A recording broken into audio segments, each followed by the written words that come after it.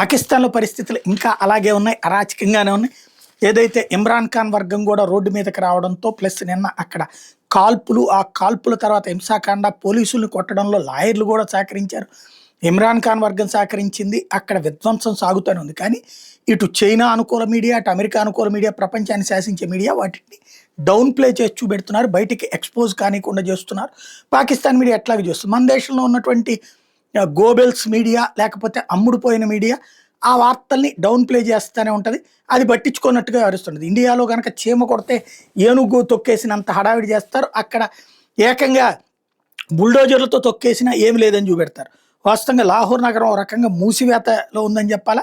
Azam market, Lahore largest బట్టల club పూర్తిగా మూసేశారు దుకాణదారులు. షాపులకి తాళాలు వేసేశారు. అక్కడ హింసాకాండ అనేది కొనసాగుతోంది. ఎప్పుడు ఏం జరుగుతుందో తెలియని పరిస్థితిలో ఉన్నారు.